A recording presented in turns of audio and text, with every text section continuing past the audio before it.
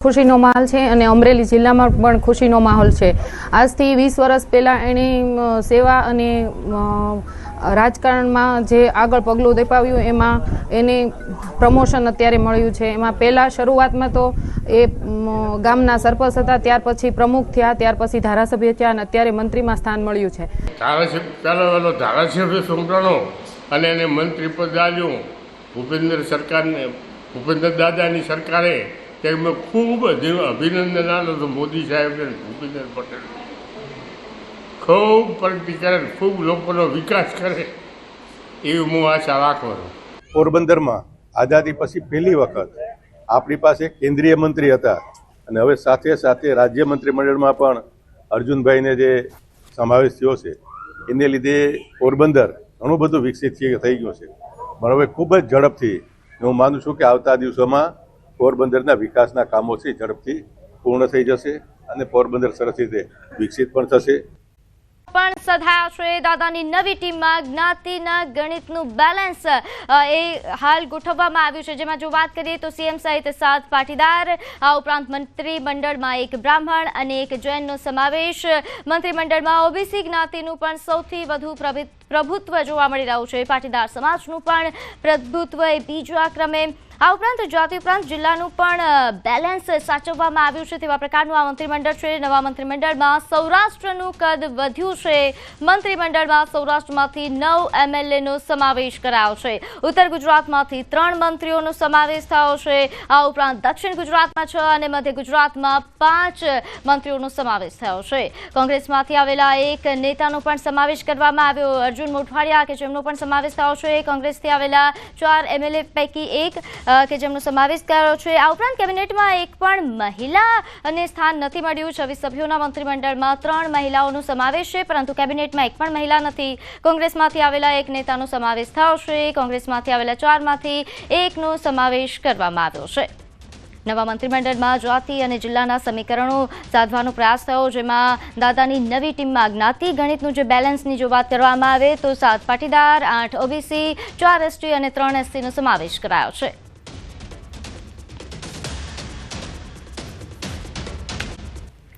મંત્રીમંડળ એ 2006 પછી ફરીવાર જોવા મળી રહ્યું છે। છેલ્લા 19 વર્ષમાં સૌથી મોટું મંત્રીમંડળ અને મંત્રીમંડળ સામે આવતા જ તેમના સભ્યો શપથ ગ્રહણ કર્યા અને તે બાદ ઉજવણીના દ્રશ્યો પણ સામે આવી રહ્યા છે। જે વિસ્તારના ધારાસભ્યો મંત્રી બન્યા છે ત્યાં હાલ ઉજવણી થઈ રહી છે। જોરશોરથી ઉજવણીની શરૂઆત થઈ ચૂકી છે। ફટાકડા ફોડીને, ઢોલ નગારા વગાડીને હાલ ઉજવણી કરવામાં આવી રહી છે।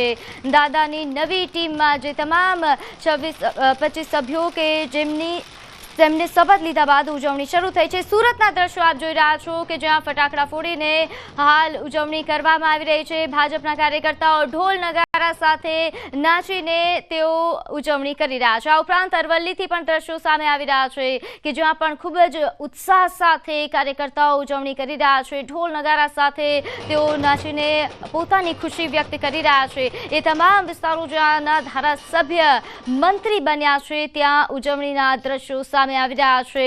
તમામ ભાજપના કાર્યકર્તાઓ, યુવા કાર્યકર્તાઓ હોય કે પીઢ કાર્યકર્તાઓ, તમામ હાલ ઉજવણી કરી રહ્યા છે। તમામ જે મંત્રીઓ બન્યા છે મંત્રીના સમર્થકો દ્વારા ઉજવણી કરવામાં આવી રહી છે। ફટાકડા ફોડીને તમામ સમર્થકો દ્વારા ઉજવણી હાલ કરવામાં આવી રહી છે। ઢોલ નગારા સાથે ઉજવણીના દ્રશ્યો સામે આવી રહ્યા છે। સુરતથી દ્રશ્યો જોયા, ઉપરાંત અરવલ્લીથી જે પ્રકારે દ્રશ્યો સામે આવી રહ્યા છે। જી બિલકુલ, આમ જોવા જઈએ તો ભારતીય જનતા પાર્ટી એ આ તમામ જે મંત્રીમંડળની જે રચના કરી છે અને મંત્રીમંડળની અંદર તેમણે જ્ઞાતિવાદી સમીકરણ જે છે તે ખૂબ ઝીણવટપૂર્વક બારીકાઈથી તપાસી અને આ પ્રકારની જે રચના કરી હોય તે પ્રકારે લાગી રહ્યું છે। કારણ કે અર્જુન મોઢવાડિયાની વાત કરીએ તો ઓબીસી સમુદાયમાંથી તેમની પસંદગી કરવામાં આવી છે, એટલે કે સૌરાષ્ટ્રનો વિસ્તાર છે અને ત્યાં ઓબીસી સમુદાય। જી ગૌતમ, આપની પાસે આવીશું, આભાર માહિતી આપવા બદલ। નવું મંત્રીમંડળ અપેક્ષાઓ કરતા સારું મંત્રીમંડળ હાલ જોવા મળી રહ્યું છે। યુવા મંત્રીઓની જ્યારે વાત કરવામાં આવે, કેટલા યુવા મંત્રીઓ અને કેવા પ્રકારની હાલ એમની પરિસ્થિતિની જો વાત કરવામાં આવે, વર્ચસ્વની વાત કરવામાં આવે તે જણાવશો। જી બિલકુલ, 26 મંત્રીમંડળ સાથે ટીમ ભૂપેન્દ્ર પટેલની નવી ટીમ તૈયાર થઈ ચૂકી છે. અગાઉને મહેકમની વાત કરીએ તો 17 જેટલા મંત્રીઓનો સમાવેશ જે છે તે ટીમની અંદર કરવામાં આવ્યો હતો અને હવે આ સૌથી મોટું મંત્રીમંડળ કહી શકાય છે કે 2006માં 26ના મહેકમ ધરાવતું મંત્રીમંડળ જે છે તે હતું. ત્યારબાદ હવે 2025ની અંદર આ મંત્રીમંડળનું જે વિસ્તરણ થયું છે તેમાં 26 જેટલા મંત્રીઓનો સમાવેશ કરવામાં આવ્યો છે. તેમાં યુવા ચહેરાઓની વાત કરીએ તો આ મંત્રીમંડળ નવું જે નિર્માણ પામ્યું છે તેમાં યુવા અને પીઢ અગ્રણીઓની ભૂમિકાવાળું જોવા મળી રહ્યું છે. એટલે કે યુવાનોનો સમાવેશ મોખરે કરવામાં આવી રહ્યો છે અને પ્રથમ ટર્મથી ચૂંટાયેલા જે નેતાઓ જે છે, ધારાસભ્યો જે છે તેમની પસંદગી કરવામાં આવી છે. મહત્વનું સાથે તે છે કે 2006માં 26 જેટલા મંત્રીમંડળ હતું. હવે ત્યારબાદ હવે 2025માં આ પ્રકારની સ્થિતિ જે છે તે જોવા મળી રહી છે.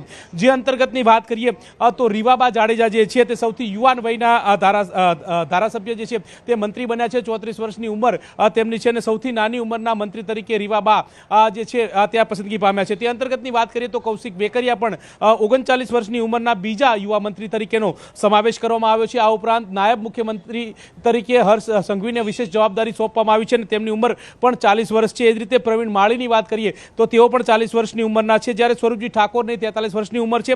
સંજયસિંહ મહેડા કે જેઓ મહુધા વિધાનસભા બેઠક ઉપરથી પ્રથમ વખત ચૂંટાયા હતા. ઇતિહાસમાં પહેલી વખત એવું બન્યું હતું કે આઝાદી બાદની અત્યાર સુધીની જે ચૂંટણી યોજાઈ હતી તેમાં મહુધા બેઠક જે છે તે ભારતીય જનતા પાર્ટીના ફાળે નહોતી ગઈ, પરંતુ 2022માં આ બેઠક જે છે તે ભારતીય જનતા પાર્ટીના ફાળે ગઈ હતી અને તેમાં પણ તેમણે સરપ્રાઈઝ વાત કરી છે. એટલે કે તેમને પ્રથમ વખત મળતાની સાથે સંજયસિંહ જે યુવાન ધારાસભ્ય જે છે તેમને મેદાને ઉતાર્યા હતા, તે ચૂંટાયા હતા અને તેમને હવે મંત્રીપદમાં પણ સમાવેશ કરવામાં આવ્યો છે. આ ઉપરાંત જો પીઢ નેતાઓની વાત કરીએ તો ભૂપેન્દ્ર પટેલ પીઢ નેતા તરીકે તેમની ગણના થાય છે અને ટીમમાં તેઓ સુકાની તરીકેની જવાબદારી છે તે નિભાવી રહ્યા છે. આ ઉપરાંતની વાત કરીએ તો 74 વર્ષના કનુ દેસાઈ સૌથી પીઢ મંત્રીમંડળની અંદર મંત્રી જે છે તે જોવા મળી રહ્યા છે અને અર્જુનભાઈ મોઢવાડિયા જેમનો સમાવેશ અત્યારે હાલ કરવામાં આવ્યો છે તેમની 68 વર્ષની ઉંમર છે, જ્યારે પીસી બરંડા કે જેઓ નિવૃત્ત આઈપીએસ જે છે અને તેઓ પણ જે ભિલોડા વિધાનસભા બેઠક ઉપરથી ચૂંટણી લડ્યા હતા, જીત્યા હતા, પ્રથમ વખત આ ચૂંટણી જીત્યા છે અને તેઓની ઉંમર 66 વર્ષ છે અને તેમનો સમાવેશ જે છે તે કરવામાં આવ્યો છે. મહત્વનું એ છે કે 15 જેટલા ધારાસભ્યો જી ગૌતમ આપને અટકાવું છું. તો હાલ જે મંત્રીમંડળ કે જે અત્યારે આપણે જોઈ રહ્યા છીએ જેમાં 15 ધારાસભ્યને પહેલીવાર તેમનું નસીબ ચમક્યું છે, મંત્રીપદ પ્રાપ્ત થયું. 11 ધારાસભ્યને તો પહેલી જ ટર્મમાં લોટરી લાગી ગઈ છે. આ ઉપરાંત જેમાં જો ખાસ વાત કરીએ અર્જુન મોઢવાડિયા જે પોરબંદર મેયર સમાજથી છે ઓબીસી, ત્યારે ગૌતમ હાલ જે આ 15 ધારાસભ્યો કે જેમની લોટરી લાગી ગઈ છે, નસીબ ચમકી ગયા છે અને એમાં તો ઘણા ધારાસભ્યો એવા છે કે જેમને પહેલી ટર્મમાં જ લોટરી લાગી ગઈ છે, મંત્રીપદ મળી ગયું.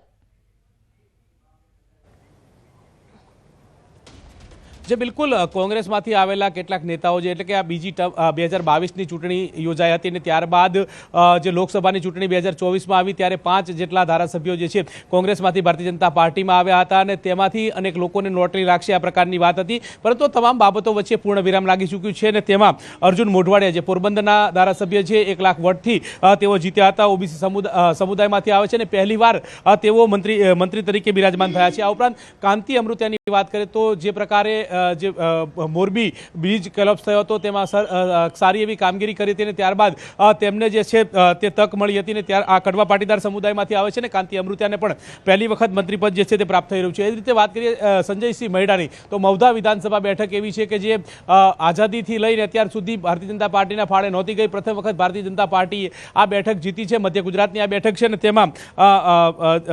તેમાંથી ચૂંટાયેલા જે સંજયસિંહ મહેડા જે છે તેમને ભારતીય જનતા પાર્ટીએ મંત્રી બનાવ્યા છે. દર્શનાબેન વાઘેલાની વાત કરીએ તો તેઓ વાલ્મીકી સમુદાયમાંથી આવે છે અને તેઓ પ્રથમ વખત ધારાસભ્ય બન્યા છે.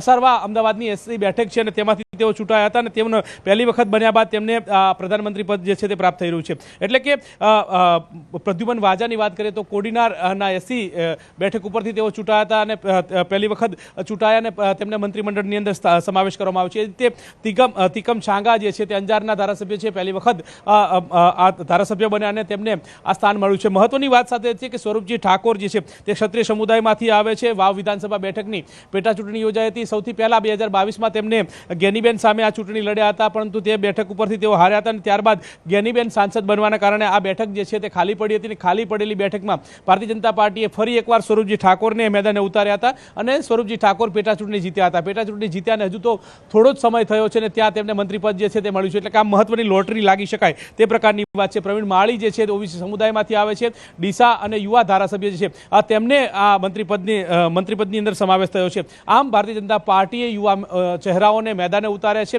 અને 26 જે આ મહેકમ જે છે 2006ની અંદર જેટલું હતું તેટલું જ મંત્રીપદ જે છે તે ફરી એકવાર જોવા મળી રહ્યું છે. બિલકુલ, ખૂબ જ મોટું મંત્રીમંડળ જોવા મળી રહ્યું છે. મોઢવાડિયા 68 વર્ષના અને બરંડા એ 66 વર્ષના. તો હાલ જે આ 26 સભ્યોનું આ મંત્રીમંડળ, સીએમ સહિત 26 સભ્યો, જેમાં યુવા મંત્રીઓ તો છે, સાથે સાથે પીઢ અને અનુભવી મંત્રીઓ પણ સામેલ છે. યુવા મંત્રીઓની જો વાત કરવામાં આવે તો રીબાબા જાડેજા જે સૌથી યુવા મંત્રી તરીકે, અને સાથે જેમાં જો વાત કરવામાં આવે રીબાબા બાદ કૌશિક વેકરિયા સહિતના મંત્રીઓ. 19 વર્ષમાં સૌથી મોટું મંત્રીમંડળ છેલ્લે 2006માં હતું અને હવે 26નું મંત્રીમંડળ દાદાની નવી ટીમમાં સીએમ સહિત 26 સભ્યો. નોંધ્ય છે કે હાલ જે આ મંત્રીમંડળ, આ સૌથી મોટું મંત્રીમંડળ છેલ્લા 19 વર્ષમાં હાલ સામે નિર્માણ થયું છે. નોંધ્ય છે કે આ મંત્રીમંડળમાં 26ની ટીમ, દાદાની નવી ટીમમાં 26 મંત્રીઓ, જેમાં ખાસ સીએમ સહિત આ 26 સભ્યો આ ટીમમાં. 2006માં આવડું મોટું મંત્રીમંડળ હતું અને તે બાદ હવે 2025માં 26 સભ્યોનું મંત્રીમંડળ, સીએમ સહિત 26 સભ્યો આ નવી ટીમમાં, દાદાની નવી ટીમમાં સીએમ સહિત 26 સભ્યો. રીબાબા જાડેજા એ મંત્રીમંડળમાં સૌથી યુવાન, તો 34 વર્ષે રીબાબા એ મંત્રી બન્યા. કૌશિક વેકરિયા 39 વર્ષ સાથે બીજા યુવા મંત્રી, તો હર્ષ સંઘવીએ 40 વર્ષના અને પ્રવીણ માળી એ 40 વર્ષ સાથે સ્વરૂપજી ઠાકોર પણ 43 વર્ષથી યુવા નેતા. આ ઉપરાંત સંજયસિંહ પણ 45 વર્ષના છે અને 74 વર્ષ સાથે કનુભાઈ દેસાઈ એ સૌથી પીઢ મંત્રી. તો મંત્રીમંડળમાં યુવા અને અનુભવીઓનું સંકલન જોવા મળી રહ્યું છે.